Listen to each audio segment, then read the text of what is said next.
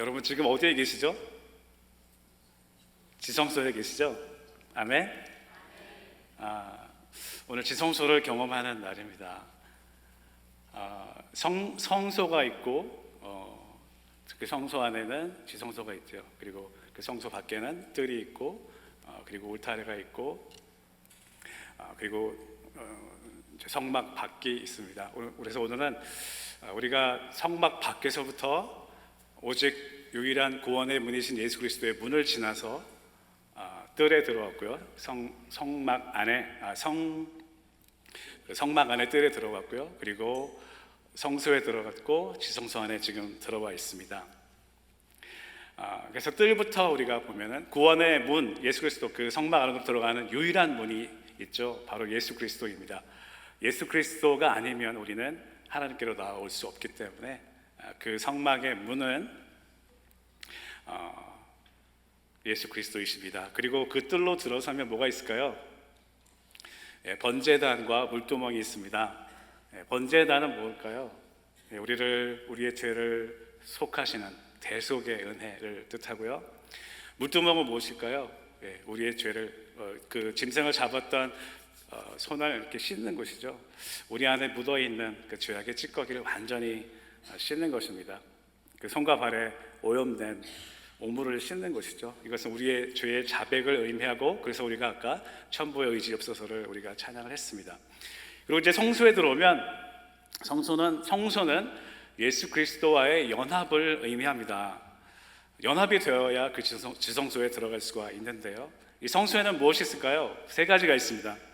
첫 번째는 말씀이신 예수 그리스도를 상징하는 떡상이 있고요. 두 번째는 생명의 빛이신 예수 그리스도를 상징하는 등대가 있습니다. 촛대가 있고요. 세 번째는 중보자이신 예수 그리스도를 상징하는 분향단이 있습니다. 향단이 있습니다. 그래서 로마서 6장 5절에 만일 우리가 그의 죽으심과 같은 모양으로 연합한 자가 되었으면 또한 그의 부활과 같은 모양으로 연합한 자도 되리라 라고 말씀하셨어요.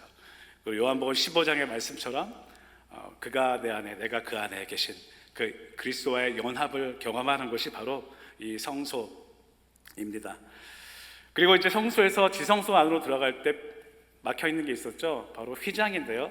이 휘장은 예수 그리스도의 육체를 의미합니다. 예수 그리스도의 육신, 예수님이 돌아가실 때 휘장이 위에서부터 아래로 찢어졌습니다. 이는 하나님이 예수의 죽으심과 부활을 믿는 모든 이에게 은혜로 들어오라는 구원의 초청이에요. 그래서 히브리서 10장 19절 20절 말씀 우리가 한 목소리로 읽겠습니다. 히브리서 10장 19절에서 20절 말씀. 그러므로 형제들아, 시작. 그러므로 형제들아, 우리가 예수의 피를 힘입어 성소에 들어갈 담력을 얻었나니 그 길은 우리를 위하여 휘장 가운데로 열어놓으신 새로운 살 길이요 휘장은 곧 그의 육체니라. 그 육체, 예수 그리스도께서 우리를 살리시기 위해서 그 육체를 손수 찢으셨습니다. 십자가에 달리심으로. 그래서 이제는 우리가 그 휘장을 지나서 하나님을 1대1로 대면하는 지성소로 들어갈 수 있게 된 것입니다. 그래서 하나님의 임재 안에서 이젠 지성소에서 하나님을 만나는 것이죠. 우리가 예수 그리스도의 피로 인해서 거룩함과 순종할 그런 태도로 지성소에 들어가는 곳입니다. 그것은 하나님이 계신 곳이고 그 안에 들어가면 하나님의 임재를 상징하는 법궤가 있습니다. 그래서 이 법궤 안에도 세 가지가 있었죠. 무엇인가요? 첫 번째는 십계명을 새긴 돌판, 두 번째는 만나를 담은 항아리, 세 번째는 아론의 쌍난 지팡이입니다. 하나님께서는 이 세 가지를 통해 이스라엘 백성을 광야 가운데서 계속해서 인도하셨습니다. 공급하시고 지켜주셨습니다. 지금도 우리에게 같은 방법으로 우리의 삶을 인도하고 계세요. 그래서 첫 번째 돌파는 하나님의 말씀입니다. 하나님은 우리를 향해서 늘 말씀하고 계세요.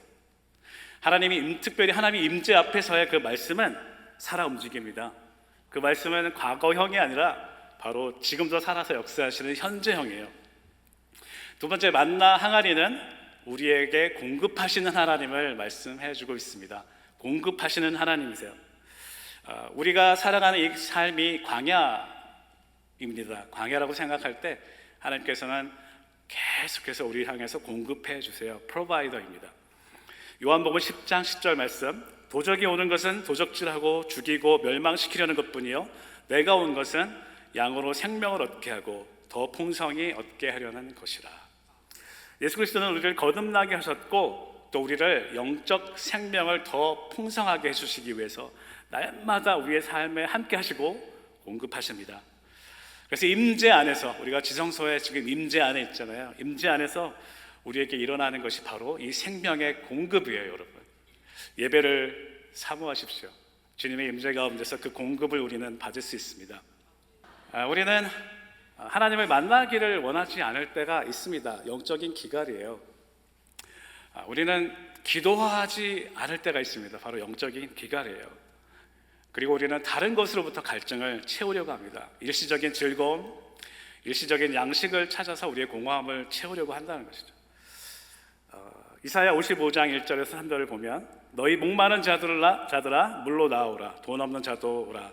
너희는 와서 사 먹되 돈이 없이 값없이 와서 포도주와 젖을 사라. 너희가 어찌하여 양식 아닌 것을 위하여 언을 달아주며 배부르게 못할 것을 위하여 수고하느냐. 나를 청종하라. 그리하면 너희가 좋은 것을 먹을 것이며 너희 마음이 기름진 것으로 즐거움을 얻으리라. 너희는 귀를 기울이고 내게 나와 들으라. 그리하면 너희 영혼이 살리라 말씀하셨어요.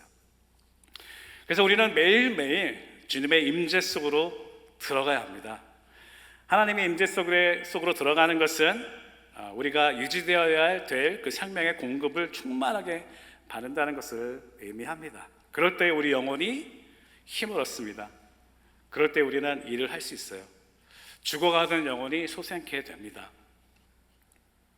그리고 아론의 쌍난 지팡이, 이것은 부활의 생명을 의미합니다. 죽었던 마른 나무에 싹이 났잖아요. 이것은 우리를 소생시키시고 치료하시고 회복하시고 다시 세우시는 하나님의 능력을 의미합니다. 여러분, 회복을 원하세요? 회복을 원하십니까? 하나님의 임재 안으로 들어갑시다. 그 임재 안에서 우리는 회복될 수가 있습니다.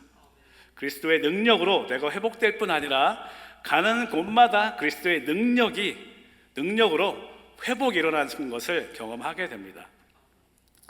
누가복음 4장 18절에서 19절에 보면 우리 함께 읽을까요? 시작. 주의 성령이 내게 임하였으니 이는 가난한 자에게 복음을 전하게 하시려고 내게 기름을 부으시고 나를 보내사 포로된 자에게 자유를, 눈먼 자에게 다시 보게 함을 전파하며 눌린 자를 자유롭게 하고 주의 은혜의 해를 전파하게 하려 하심이라 하였더라. 예수 그리스도의 그 능력은 회복에 있습니다. 우리가 지성소 안에서 하나님을 경험할 때, 예수 그리스도의 그 보혈을 경험할 때 그 회복의 능력이 우리 가운데 일어나는 것을 경험할 수 있을 뿐만 아니라 그 보혈의 능력으로 이제는 회복하는 그 역할을 감당하게 됩니다. 고린도후서 3장 17절, 주는 영이시니 주의 영이 계신 곳에는 자유가 있느니라. 우리는 이제 자유함을 얻게 된 것이죠. 그리고 요한복음 8장 31절, 너희가 내 말에 거하면 참으로 내 제자가 되고 진리를 알지니 진리가 너희를 자유롭게 하리라. 우리는 지성소 안에서 그분과의 교제를 사모합니다. 그분을 통해서 우리가 치유되고 내 안에 상한 감정이 회복되고, 그리고 광야 가운데를 걸어갈 때에 우리에게 공급하시는 하나님을 통해서 풍성한 삶을 누리기를 원합니다. 그리고 거룩한 성품으로 바꿔달라고 우리가 기도합니다. 그리고 우리가 축복의 통로가 되게 해달라고, 생명의 통로가 되겠다고 우리는 간절히 기도합니다. 그러나 우리는 거기서 멈추어서는 안 됩니다. 지성소를 경험한 사람은 이제는 또 다른 사람이 그렇게 치유되고 회복될 수 있는 삶으로, 회복되게 하는 삶으로 이제 한 걸음 더 나아가야 합니다. 이사야 6장에 나오듯이 이사야는 하나님의 지성소를 경험했습니다. 거룩하신 하나님 앞에서 거룩하다, 이 천사의 찬양 앞에서 그는 자신의 죄로 인해서 무서워 떨었습니다. 자기의 죄로 인해서 하나님 앞에 죽을 수밖에 없는 것을 깨달았고, 천사가 와서 숯을 가지고 입술에 대고는 그 죄가 제하여졌고 그 죄가 사함을 입었습니다. 그리고 하나님께서 이 세상에, 이 땅에 보낼 사람을 위해서 걱정하시는 모습을 보면서 이렇게 얘기합니다. 내가 여기 있나이다.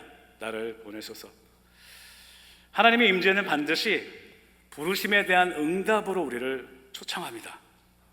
그 임재 가운데 나아가서 주님의 부르심에 반응하는 저와 여러분이 됐으면 좋겠습니다.